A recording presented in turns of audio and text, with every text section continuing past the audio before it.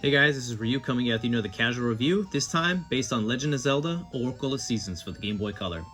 As you can see, I'm playing on the 3DS. The graphics are really nice. You can definitely tell they put some love and care into this little 16-bit wonder.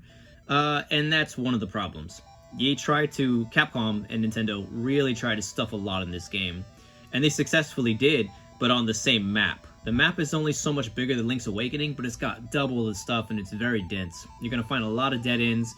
There's certain puzzles. It has this appeal where you feel like you can approach things in many different ways, but you really can't. And so that kind of padding is kind of disappointing because then you realize you either know or you don't. And sometimes you'll be busting your ass, asking questions, trying to figure stuff out, and you're just wrong. And it could be one little thing. Now, being the seasons, a seasons game, you can change the seasons. Now, changing the seasons essentially creates a puzzle across the entire world map. And for those not interested in that, it's as bad as it sounds. Certain things will not get done, period, until you go through the seasons.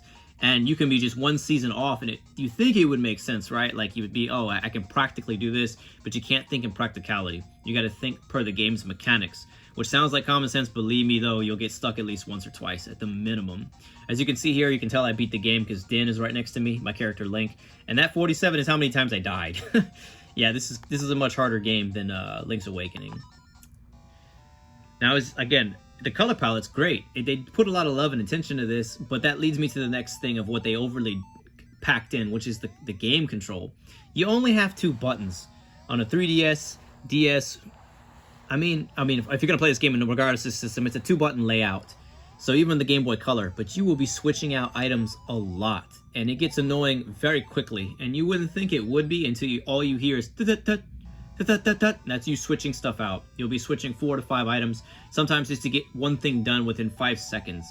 And you'll get good at it to a point, but it gets more annoying that when you die, the puzzles reset in most of the dungeons. So you gotta go through the same puzzles again and again. You're just like, ugh. Again, this isn't hard. I wouldn't say this is the hardest part about the game. It's just a minor annoyance. It's not something you can casually play without putting some thought into it. So that's why, in my opinion, for casuals, there probably are other Zelda games that are a little more forgiving and a little more approachable than this game. But I do push anybody who loves Zelda to really try and get something out of this. It's not a bad game. The little small snippets of story are nice, considering they fall under the hero dies timeline, the hypothetical timeline. So that's cool to know. But you're only going to get story if you talk to the people. And some people are just useless. I don't know what they were thinking, but some people literally have maybe 2 lines of dialogue in the entire game. And one of them you have to trade with. And it's one of those things that you wouldn't think to trade with, but that's all he's there for.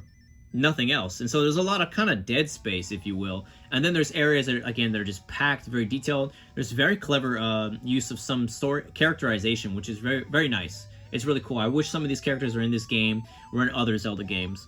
So it's a game full of good ideas, a little too dense for the card itself. And yeah, it took me longer. Some people can beat it in 6 hours. It took me about 7 or 8. I've seen the average play, though, for someone who's never played this, probably 10 hours or more. There's just a lot of dead ends, and you're going to go in circles a little bit, trying to figure out which is the right weather pattern for what you need to do. And again, it sounds easy just shifting through the actual seasons, until you get stuck behind something. Then you have to use your equipment and tools, recycle through your menus, and try your best to get back there. Does that sound tedious? Because it is. Once you get good at it, it's nowhere near as tedious, but this is a game that definitely needs a remake, and I really push and support a remake for this because there is something very wonderful here. It's definitely the feeling. There's definitely there's some really good ideas. I just wish there was just more story. If you're going to put so much density within the controls and within the little map itself, you got to give me more story segments. That have been really nice to see. But otherwise, a good game, man. I don't think it's higher than a 7. If you compare it to other Zelda games, it's probably a 5 or a 6. But this is definitely no regrets. But this was a lot more than I thought it would be. And that's a good or a bad thing. I really think this needs a Link's Awakening review. I'll repeat that one more time. And that's where I leave off on there. Well, thanks for listening, guys. Hope you enjoyed the review. Again, this is one more Zelda game down the hatch. I can't wait for Breath of the Wild 2, aka, sorry, Tears of the Kingdom. Y'all have a good day. Be safe, guys.